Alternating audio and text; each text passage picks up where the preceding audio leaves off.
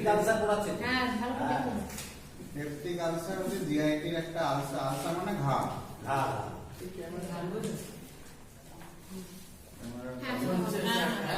Camera চলছে, আপনি চালিয়ে দেন। এইদিকে আসুন। তো এটা একটা আলসার যেখানে পেপটিক ডাইজেশন হয়, পেপসিন যেখানে পেপটিক ডাইজেশন হয় সেই এরিয়ায় আলসারটা হয় বলে এই নামটা দেওয়া হয় পেপটিক আলসার। তার মানে আমাদের যদি ইন্টারভেলাস আসছে এসে স্টোমাক পরে ডিওডিনাম, এই হচ্ছে আমাদের পেপসিন ডাইজেশনের জায়গা। স্টোমাক মেনলি আমাদের পেপসিন ডাইজেশন করে এবং এই হজম হওয়া বা পার্টলি ডাইজেস্টেড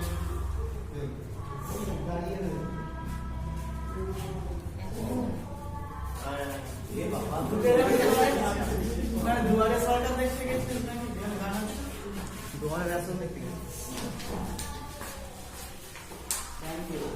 এখানে পার্টলি ডাইজেশন হয়ে যাওয়ার পরে এখানে একটা স্প্রিংটার আছে, সেই স্প্রিংটারটা ক্রস করে যখন এদিক দিয়ে আসে ডিওডিনামে ঢোকে। মানে এটার নাম হচ্ছে ডিওডিনাম।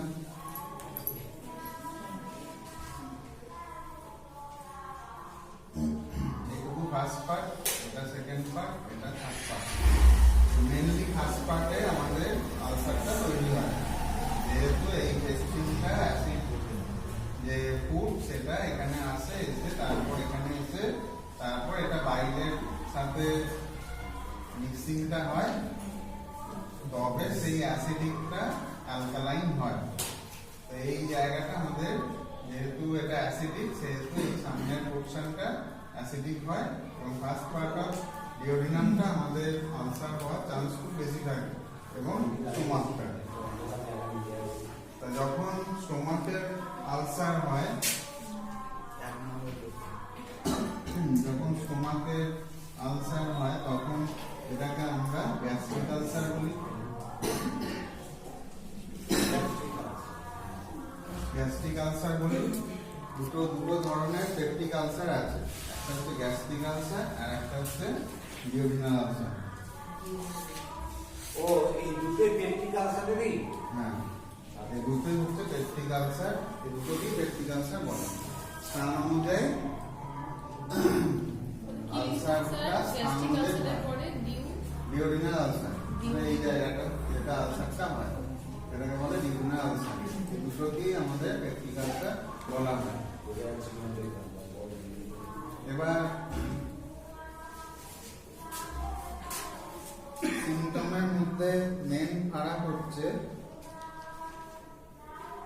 খুব কমন একটা ব্যাপার, সেটা হচ্ছে এখান দিয়ে যখন যদি গ্যাস্ট্রিক আলসার হয় তাহলে খাবার ঢোকার সাথে সাথেই জ্বালা শুরু হয়ে যাবে। এই খাবারটা আলসারের কন্ট্যাক্টে আসবে এবং জ্বালা শুরু হয়ে যাবে।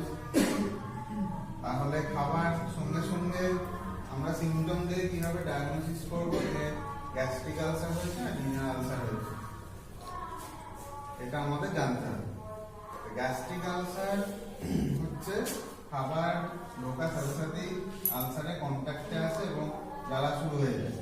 তাহলে খাবার খাওয়ার সাথে সাথেই যদি জ্বালাটা শুরু হয়ে যায় তখন গ্যাস্ট্রিক আলসার বলে নিতে হবে। আর খাবার খাওয়ার অনেকক্ষণ বাদে যদি ব্যথাটা হয় বা জ্বালাটা হয় তখন সেটা হবে ডিউরাল আলসার। কারণ এখানে 3 থেকে 3.5 ঘন্টা 4 ঘন্টা মানে ভারী মিল এদিক থেকে কমপ্লিট হয়ে এখানে আসতে 3-3.5 ঘন্টা লেগে যাচ্ছে। তার মানে এটা যখন এদিক দিয়ে আসছে তখন এখানে জ্বালাটা হচ্ছে, তার মানে স্টোমাক খালি তখন।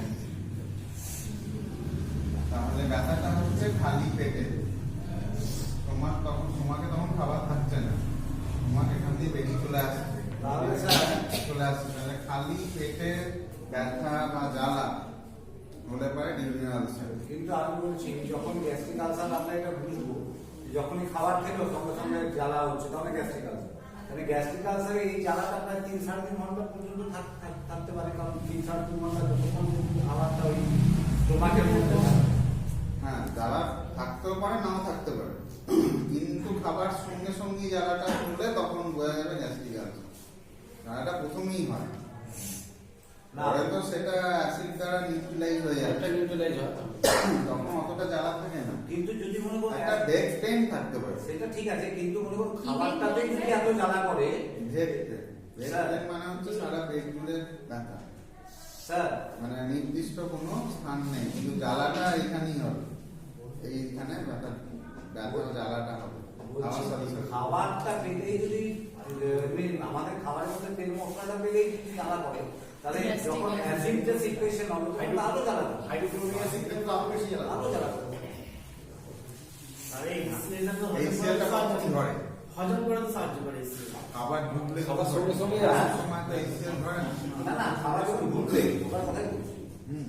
তখন তো এবার খাবারের একটা সাথে হচ্ছে HCl খাবারের কন্ট্যাক্টে জ্বালা, হ্যাঁ আপনার মুখে ঘা হয়েছে, হ্যাঁ। তাহলে সেখানে কি HCl ধরছে? না না, HCl খাবারের কন্ট্যাক্ট হলে সেটা জল, প্লেন জল হলেও জ্বালা করবে। মাউথ আলসার যেটা, ফাঁস আলসার যেটা, এটা তো প্লেন জল খেলেও জ্বালা করবে, তাহলে কন্ট্যাক্টে জ্বালা। এবার ওই অ্যাসিডটার ধরবে, ধরার পরে মানে জ্বালাটা কিছুক্ষণ হয়ে বন্ধ হয়ে যেতে, কারণ ওটা তো HCl নিউট্রিলাইজ হয়ে যাচ্ছে, জ্বালাটা অতক্ষণ থাকে না, কিন্তু ব্যথা থাকতে পারে, কিন্তু জ্বালা থাকবে না, ব্যথা থাকে, কিন্তু জ্বালাটা প্রথমেই হবে, খাওয়ার সাথে সাথে জ্বালাটা হবে, খাবার যতক্ষণ খাবে ততক্ষণ জ্বালা হবে। কিন্তু আমরা তো স্যার যেটা শুনেছি যে গ্যাস্ট্রিক আলসার যেটা হয় সেটা নর্মালি কি হয় যে অনেকক্ষণ মানুষ যদি খালি পেটে থাকে, এবার অ্যাসিড সিক্রেশন হতে লিভার ফেয়ারটা আস্তে আস্তে, ওটা তো কজ, আলসার তৈরির প্রসেস ওটা, ওটাই তো বলছি। ওটা তখনও আলসার তৈরি হয়নি। হ্যাঁ, মানে দীর্ঘক্ষণ যদি খাবার না খেয়ে থাকে বা জল না থাকে, ওকে নিজের ওয়ালটাকে হাইড্রোক্লোরিক অ্যাসিড খেয়ে না, এবার শুনুন ঘটনাটা হচ্ছে, এবার আপনি একটা সময় ছোটবেলা থেকে খেতে শুরু করলেন, আপনি স্কুলে যাচ্ছেন, স্কুলে আগে ভাতটা খেয়ে চলে যাচ্ছেন, আবার বিকেলে এসে খাচ্ছেন, একটা রুটিন আছে, রুটিন ওয়াইজ আপনার খাবার ঢুকছে এবং সেই সময় অ্যাসিডটা ধরছে। আপনার স্কুল লাইফ শেষ হয়ে গেল, কলেজ লাইফ শুরু হয়ে গেল, সেখানে ওই একই সিস্টেম হলো। এবার কলেজ লাইফ শেষ হয়ে আপনার কাজ নেই, আর বাড়িতে বসে আছেন, তাহলে কি আপনি স্কুলের টাইমে খেয়ে নেবেন? খাবেন না। যেদিন ছুটি আছে সেদিন কি স্কুলের টাইমে খেয়ে নেবেন? খাবেন না। ধরুন আপনার কাজের টাইম এমন সময় হচ্ছে যেখানে আপনি আগের টাইমটা মেনটেন করতে পারছেন না। এই দীর্ঘদিন একটা টাইমে খাওয়ার পরে একটা রিফ্লেক্স অ্যাকশন তৈরি হয়, কন্টিনিউ একটা যদি আপনি অভ্যাস তৈরি করেন আপনার শরীরের মধ্যে, তাহলে যে টাইমে আপনার খাবার সময় সেই টাইমে খাবার ঢোকার সাথে সাথে অ্যাসিড ধরে যাচ্ছিল, এখন সেই টাইমে খাচ্ছেন না, কিন্তু বডি জানে যে খাবার ঢুকে যাবে, তাহলে অ্যাসিডটা কিন্তু ঝরে যাবে। হ্যাঁ সেটা বলেছি। খাচ্ছেন না, অ্যাসিড ঝরে গেল। এইবার হয়তো আরো 1 ঘন্টা বাদে আপনি খাবারটা খেলেন, তখন আরেকবার ঝরবে, তাহলে এই আলসারের মানে সব থেকে কমন কজ হচ্ছে ইরেগুলার ডায়েট হ্যাবিট। এটা হচ্ছে সব থেকে কমন কজ আলসার তৈরি হয়। এইভাবে বারবার আলসার হতে ঝরে ঝরে কি হয়, আমাদের তো অ্যাসিড থাকে, তোমাকে আমরা অ্যানাটমিতে পড়ে এসেছি যে একটা মিউকোজাল ব্যারিয়ার থাকে, পড়েইছিলাম, যেটা খুব পুরু এবং স্টোমাকের মাসেল লেয়ারকেও টাচ করতে দেয় না অ্যাসিডকে। অ্যাসিড ওর মধ্যেই থাকে, যা হজম হওয়ার ওখানেই হয়, আবার ওখান থেকে বেরিয়ে যায়। এবার বারবার যদি এই অ্যাসিড ঝরে বা অ্যাসিডিটি হয়, এবার ইরেগুলার ডায়েট হ্যাবিটে আর একটা ফল হচ্ছে অ্যাসিডিটি, তাহলে অ্যাসিড বেশি ঝরছে, আপনার স্টোমাকে অ্যাসিড কনজাম্পশন বেশি হচ্ছে, তাহলে কি হবে, ওই অ্যাসিড বারবার ঝরতে ঝরতে একটা করোসিভনেস তৈরি হবে এবং মিউকোজাল ব্যারিয়ারকে আস্তে আস্তে কোনো না কোনো একটা জায়গায় নষ্ট হতে পারে। আস্তে আস্তে ওর লেয়ারটা ক্ষইতে থাকে। এইবার যখন বেশ অনেকটা হয়ে গেল তখন আলসার তৈরি হলো। তখন ওই ইয়ের সঙ্গে যখন টাচ হবে মাসেলের সঙ্গে, তাই তো? না, এখনো মাসেল আসেনি, আচ্ছা মিউকোজাল ব্যারিয়ারের মধ্যেই আছে। আচ্ছা এবং মিউকোজাল ব্যারিয়ারে যখন আলসারটা কিন্তু মিউকোজাল ব্যারিয়ারটা পুরোটা ক্ষয় হয়ে গেলে আলসারটা তৈরি হলো। এবার এই আলসারটা হওয়ার পরেও আপনি কিন্তু আপনার অভ্যাস ঠিকমতো চেঞ্জ করলেন না। এবার এই সময় মানে যতক্ষণ না ওই ঘাটা শুকোচ্ছে, শুকোবার তো সময় দিতে হবে। এই শুকোতে গেলে আপনাকে অ্যাসিডটাকে নিউট্রিলাইজ করতে হবে যাতে বেশি অ্যাসিড না থাকে। আলসার তৈরি হওয়ার পরে অ্যাসিডের আপনার ধরলে হবে না। আলসার তৈরি করার পর হচ্ছে এই অ্যাসিডের সমস্যা। এইবার আপনার ওটা শুকোতে হবে, টাইম লাগবে আপনার। টাইমে ওই জন্য সেই সময় কিন্তু টাইমলি খাবারটা খেতে হবে। আর বেশি হয়ে গেলে স্যার অ্যান্টাসিড অ্যাসিড তো খেতে হবে, অ্যাসিডটা তো নিউট্রিলাইজ করার জন্য ওটা খেতে হবে, কিন্তু অ্যাসিডটা যাতে নিউট্রিলাইজ হয়ে যায় সেই মতো আপনাকে চলতে হবে। মানে অ্যাসিডটা যখন সিক্রেট হওয়ার টাইম তো তখন তোকে খেতে হবে। মানে রুটিন হ্যাবিটটা রুটিন হ্যাবিট Change আপনাকে করতে আসতে হবে। হবে, চেঞ্জ করতে হবে। যাতে ইজিলি ডাইজেস্ট করা যায় এরকম খাবার খাওয়াটাই বেটার। এবং না জল, খুব রিচ খাবার খেলেই জলটা মুখে দেবে। এমন পাতলা পাতলা ঝোল খেতে হবে, পাতলা মানে খুব আঁচলা ঝোল তেল যেটাকে মশলা বলে, ঝোল। মানে আঁচলা ঝোল। মানে বেঁচে থাকার জন্য যতটুকু দরকার। নিচে দিতে হবে। আপনি খান বেশি, আপনি খান বেশি কিন্তু সেটা রিচ মাগুর মাছের ঝোল স্যার পেঁপে দিয়ে। তেল মশলা স্যার পেঁপে দিয়ে মাগুর মাছের ঝোল। শিঙি মাগুর মাছ খুব উপকার। আপনি এদিকে দেখান। লিডিং তো হচ্ছে না, অ্যানিমিক তো হবে না। অত খরচা করে মাছটা কিনতে যাবো কেন?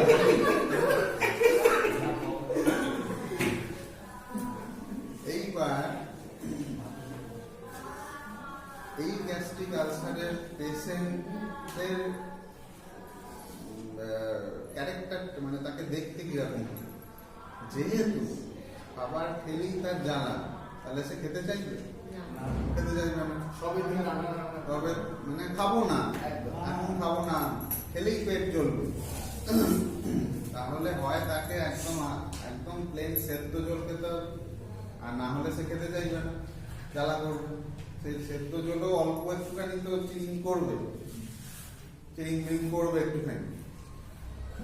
তাহলে সেই পেশেন্ট আস্তে আস্তে রোগা হয়ে যাবে। হেলদি ছিল, হিস্ট্রিটা এরকম পাবেন যে হেলদি ছিল, এখন এই পেটের সমস্যায় সে রোগা হয়ে যাচ্ছে, খাচ্ছে না। এইটা হচ্ছে ডায়াগনোসিস করতে হবে তো আপনাকে, কোনটা গ্যাস্ট্রিক কোনটা ডিওডিনাল। এইবার এটা গেল গ্যাস্ট্রিক।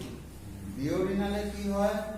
এই খাবারটা এখানে তো নাই আলসার, না সে তো ভালো খাচ্ছে, খেয়ে যখন খালি পেট হয়ে যাচ্ছে, এই খাবারটা যখন এখানে চলে আসছে তখন জ্বালাটা হচ্ছে।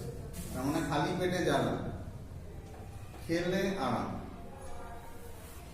এখানে যদি কিছু ঢুকিয়ে নিল তাহলে কিন্তু এই জ্বালাটা কমে গেল। আর যদি খালি পেট থাকে তাহলে এটা যখনই আসছে তখনই জ্বালা হচ্ছে।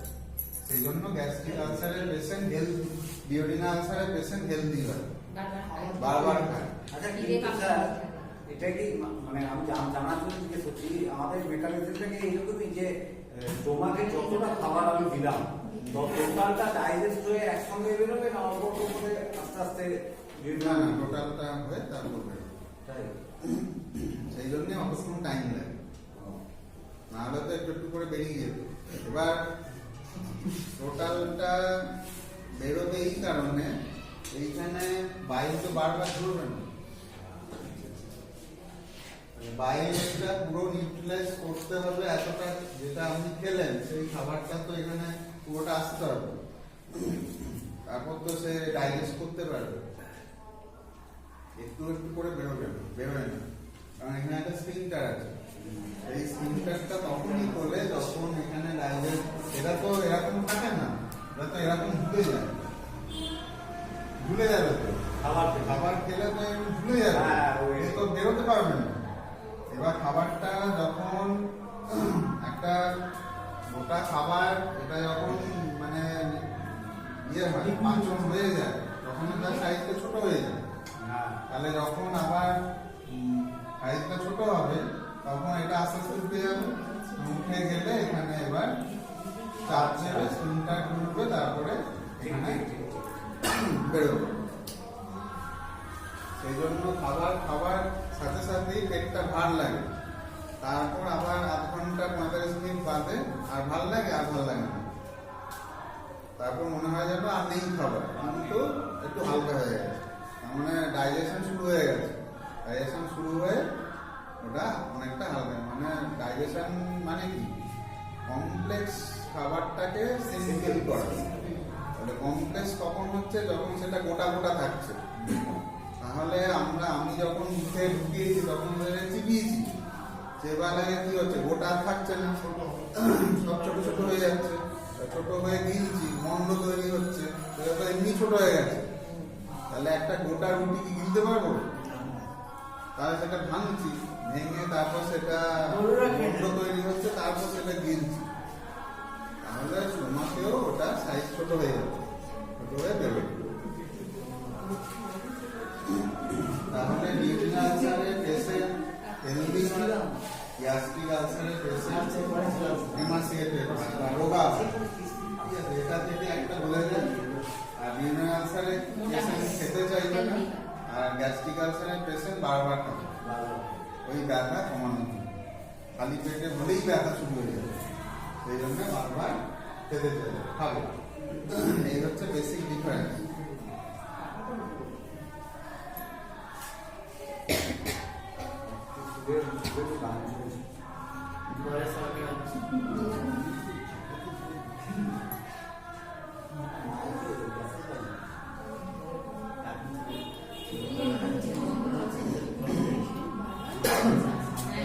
ম্যানেজমেন্টটা দেখে নেবেন।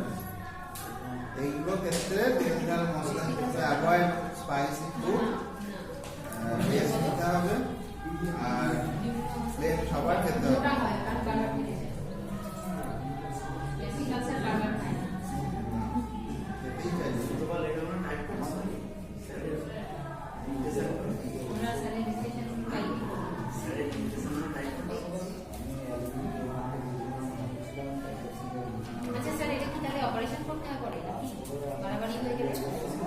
বাড়াবাড়ি এবার কি হলো, এবারে ওই আলসারটা যদি স্টে করে,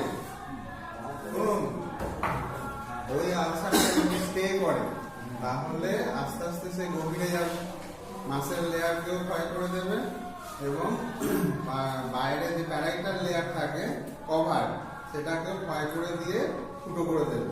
এটাকে বলে পেপটিক পারফোরেশন। ঠিক আছে, এই জায়গাটা পুরো ফুটো করে দেবে এরকম, এটাকে বলে পেপটিক পারফোরেশন। ওটা তো একদম ক্রনিক কেস।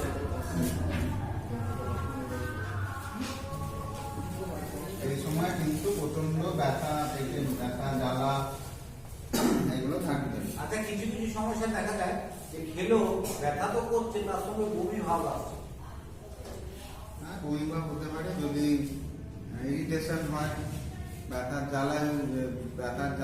জ্বালার ইয়েতে যদি ইরিটেশন হয়, বমি হয়ে যাবে। সাধারণত হয় না, কেননা বমি কখন হয়, ইরিটেশনটা কখন হয়, ইনফেকশন হয়। ইনফেকশন হলে ইরিটেশনটা হয় না, আলসারে ইরিটেশন অত তৈরি করে না, সে ব্যথায় মরে যাবে কিন্তু বমি হবে। অ্যাসিড আছে তো ইনফেকশন হবে।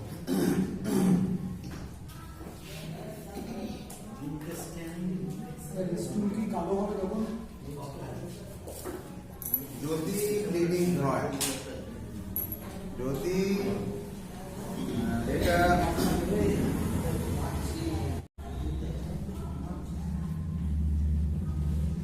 এবার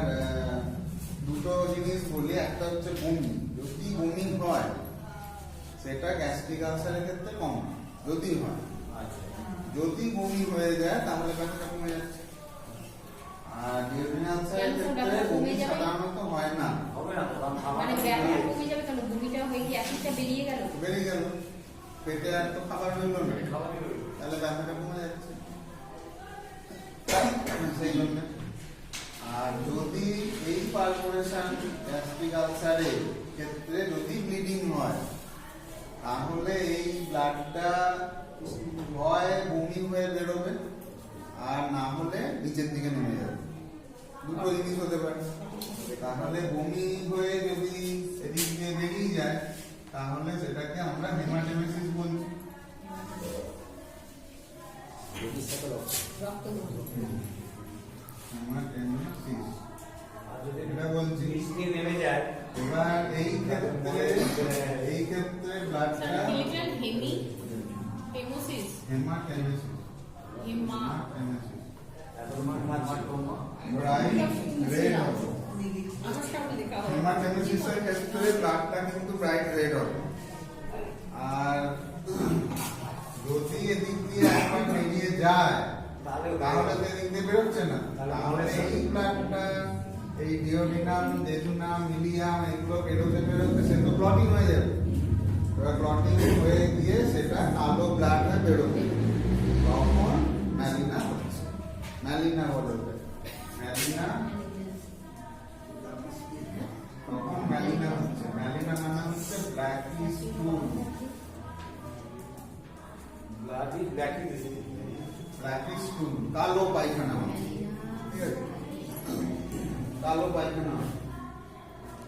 ঠিক আছে, এটা ম্যালিনা আর একটা হেমাটেমেসিস। ওই সার্জারিতে যেটা আছে ওইটার কারণে এইগুলো আছে দেখুন। হেমাটেমেসিসে ব্রাইট রেড হবে, আর ম্যালিনাতে ব্ল্যাকিশ স্টুল, ব্ল্যাকিশ হবে। এই দুটো ডিফারেন্স থাকছে। ডিওড্রেনাল আলসারে লুজ মোশন হতে পারে। হ্যাঁ, লুজ মোশনটা দেখুন, লুজ মোশনটা আপনার এইটার উপরে নির্ভর করে না। এই আলসারের সাথে কোনো কানেকশন নেই। লুজ মোশনটা হয় আমাদের লার্জ ইন্টেস্টাইনে বা স্মল ইন্টেস্টাইনে যদি অ্যাবজর্পশন জলের না হয়, তখনই সেটা পুরো বেরিয়ে যাবে, জল শুদ্ধ স্টুল শুদ্ধ বেরিয়ে যাবে, যদি অ্যাবজর্পশন না হয়। এবার নর্মালি আমাদের স্টুলের ক্যারেক্টার সেমি সলিড। এবার সেমি সলিডটা কেন হচ্ছে না, ওই মানে জলটা পুরো টেনে নেওয়ার পরে এটা নর্মাল সেমি সলিডটা নর্মাল থাকছে। আর যদি বেশি জল টানে, শরীর যদি শুকিয়ে যায়, শরীরে তো জল তো টেনে নেবে, শরীরের প্রয়োজনে জল টেনে নেবে, তাহলে কনস্টিপেশন হয়ে যাবে। আর যদি এই অ্যাবজর্পশন না টানতে পারে, শরীরের যে জলের অভাবের জন্য টানছে, বেশি হয়ে যাচ্ছে তা নয়, কিন্তু ইনফেকশনের কারণে বেসিক্যালি হয়। ইনফেকশন হলে কি হয়, আমাদের ইন্টেস্টাইনের ভেতরে যে পোর্স গুলো থাকে খুলে যাবে, মিউকোসাল লেয়ারটা খুলে যাবে। তাহলে এই যে পোর্স গুলো থাকে যেখান দিয়ে জলটা টানবে, সেইটা তো বুঝে যাবে। তাহলে বুঝে গেলে জল আর অ্যাবজর্পশন হচ্ছে না, তাহলে ওই জলটা বেরিয়ে যাচ্ছে, ডায়রিয়া। বডি ফ্লাশ চালিয়ে দেয়, হ্যাঁ, বডিটা ফ্লাশ চালিয়ে দেয়, পুরো ওয়াশ আউট করে দেয়। এই হচ্ছে ব্যাপার। আর কিছু নেই, এগুলো একটু ম্যানেজমেন্টটা দেখে নেবেন। কিচ্ছু নেই, সব জানা।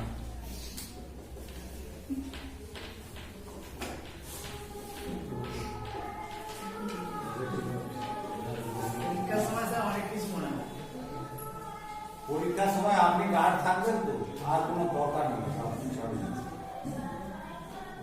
আমি থাকি কি, আপনি থাকলে আমাকে হেল্প করেন, একটু আমি যেও থাকেন না। অ্যানিমিক ডিসেন্ট্রি আর ব্যাসিলারি ডিসেন্ট্রিটা দেখে নেবেন কি বোঝায়।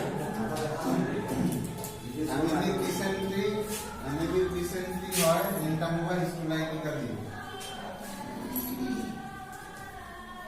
অ্যানিমিক ডিসেন্ট্রি বিয়ে কি আছে নাকি? না স্যার এখন বুঝতে পারছে ওকে দিদিমণি উৎসব হচ্ছে এখন স্যার প্রত্যেক ভিডিও এলাকায় সেই জায়গায় ভিডিও পঞ্চায়েত এলাকায়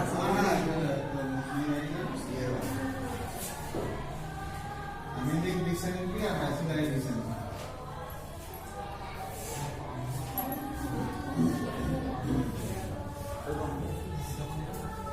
Amending recently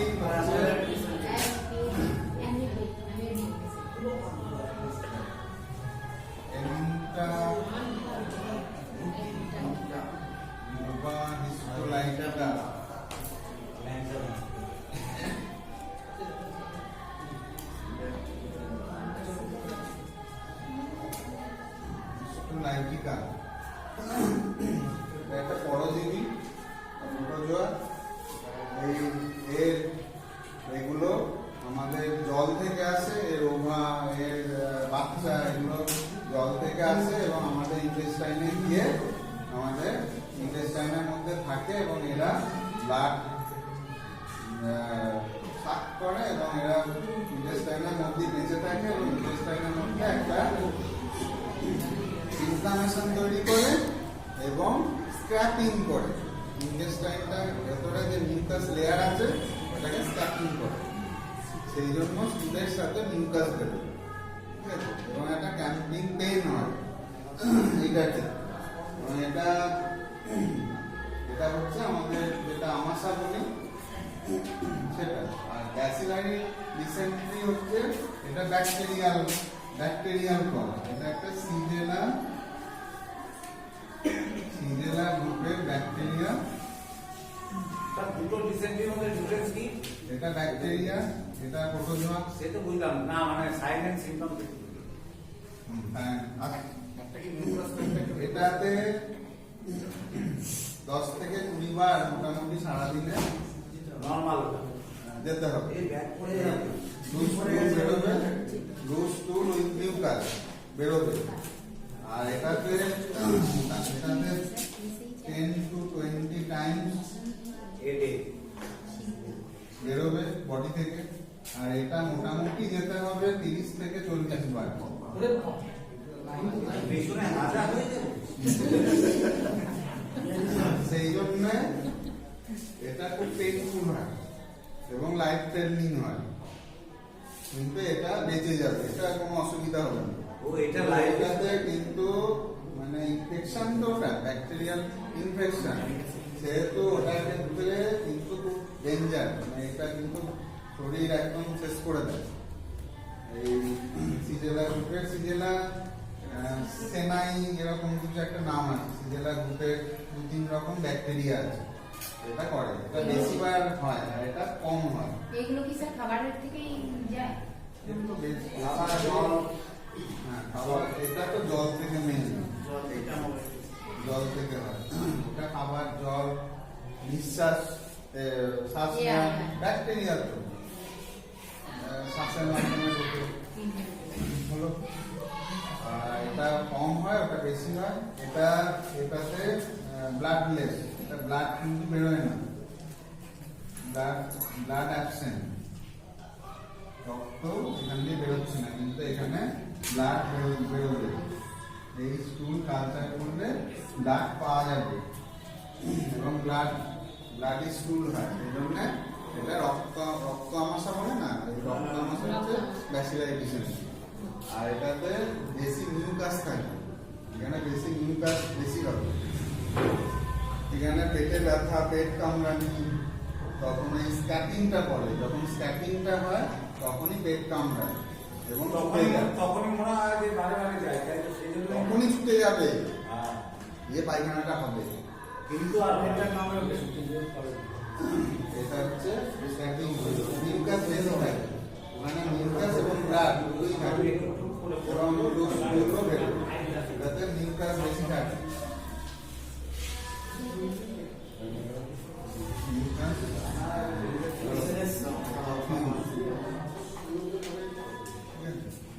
আর এইটা মিউকাস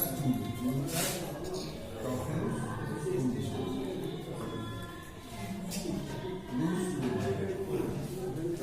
মিউকাস উইথ লুজ টুল। থাকতে পারে। মিউকাস প্রফিউজ মানে প্রচুর পরিমাণে মিউকাস এখানে বেরোবে। আর এখানে লুজ টুল থাকবে, লুজ টুলের সাথে মিউকাসটা বেরোবে। ঠিক আছে, আর এখানে ব্লাড, এটা এইখানে ব্লাড এখানে স্কুল এক্সামিনেশনে ওখানে রিপোর্টে দেখা যাবে যে মিউকাস কপিয়াস করে লেখা থাকে বা লার্জ যেমন লেখা থাকে মিউকাসে, ওখানে কিন্তু মিউকাস লেস, কিন্তু ওখানে আরবিসি পাওয়া যাবে।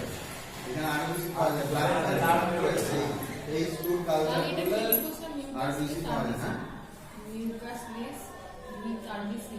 মিউকাস, হ্যাঁ, লেস মিউকাস,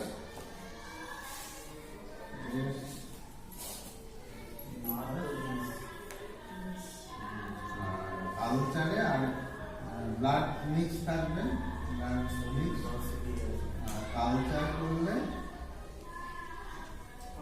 আরবিসি পাওয়া যাবে। কালচার হলে ব্যাকটেরিয়া প্রেজেন্ট, সো ব্যাকটেরিয়া বা অর্গানিজম আইসোলেটেড করতে হবে ব্যাকটেরিয়া, আর আরবিসি পাওয়া যাবে, RBC present, RBC present. Sir এটাতে একবারই ব্লাড আসবে না? না, না। ব্লাড আছে। কিন্তু এইটার যে মনে করুন স্যার, এই যে এটা শুধু মিউকাস ক্যাপিং নয়, এবং কিন্তু মিউকাস স্তর এড়িয়ে আপনার মাসেল লেয়ারে গেলে তবে তো আপনার ব্লাড ইয়ে হবে, আপনার ব্লাড ভেসেল ছিঁড়বে, কিন্তু সেটা হয় না। কিন্তু আমি বলছি স্যার, এটাতে যে মনে করুন খুব মিউকাস বেরিয়ে যাচ্ছে শরীর থেকে, তো এটা কিন্তু আবার সেই মিউকাস মেমব্রেনটা তৈরি করতে তো আবার টাইম লাগে, তো সেটা কতদিন লাগে? ওটা তাড়াতাড়ি বডির একটা রিপেয়ারের মেকানিজম নেই, বডি রিপেয়ার তাড়াতাড়ি হয়। এবার ধরুন দু একদিন, এটা দু একদিনের মধ্যে ঠিক হয়ে গেল, ওষুধ খেলাম ঠিক হয়ে গেল। এবার এই যে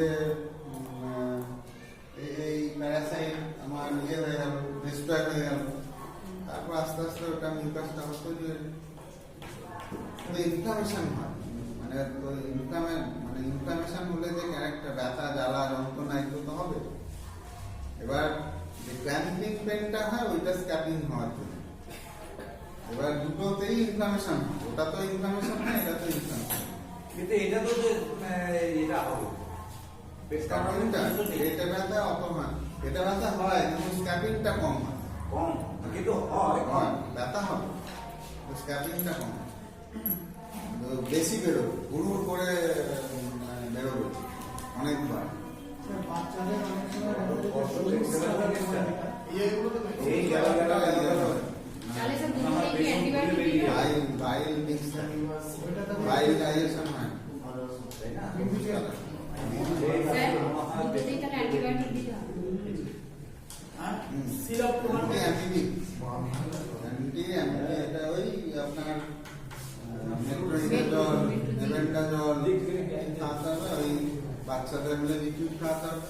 তো স্যার এই যে অ্যান্টিবায়োটিক রিসেন্টলিটা এত প্রশ্ন আসে না না আমি তো উত্তর নেই, কোশ্চেন আছে। এইটা তো চেম্বারে ঠিক করা, কিন্তু এটা কি হসপিটালাইজ করতে হবে? এইটার ক্ষেত্রে আপনার হসপিটালাইজ না করলেও চলবে। এটা মোটামুটি জল ফুটিয়ে খাওয়া, এটা করতে হবে, একদম ফুটিয়ে খেতে হবে, খাওয়াতে হবে, মানে যে জলের স্বাদ নেই সেইভাবে ফোটাতে হবে।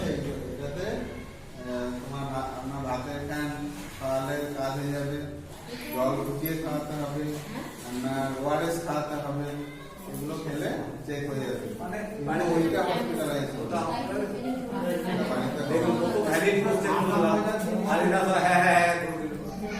জানে না কিছু, শেখার ইচ্ছেও নেই। ওয়ারেস স্যার দুটোতেই মোটামুটি চলবে, ওয়ারেস ফুটবলই ওআরএস ডায়রিয়া, এটা মানে প্রথমত ডায়রিয়া লুজ বন্ধে শুরু হচ্ছে। ওআরএস সবসময় খাওয়া যাবে, খাওয়া যায়?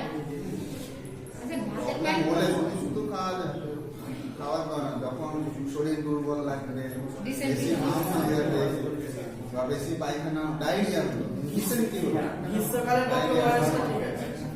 স্যার ভাতের ফ্যান যেটা বলে ওটা গরম খাওয়াতে হয় না? না না জলের গরম গাড়ি খাওয়ানো যাবে না, এই খালি খাওয়াবো। মানে এই কেসে যদি ভাতও খায় পুরো একদম ঠান্ডা করে খাওয়াতে হবে, গরম খেলেই ইনফেকশন হয়ে যাবে, তখনই আবার জন্ডিস। গরম খেলেই ইনফেকশন হবে, একদম একদম পুরো ঠান্ডা করে খাওয়াতে হবে। জলে ঠান্ডা করে যত পেট ঠান্ডা রাখবে তত ভালো। মিশিয়ে জল খাওয়ানো যায়, মৌরি দিয়ে মিশিয়ে দিয়ে মিশিয়ে রাখলে ওই জলটা সেটা খাওয়ালে পেট ঠান্ডা করবে। ঠিক আছে, আজকে দুটো হয়ে গেল, বলে দিলাম মোটামুটি ঠিক আছে।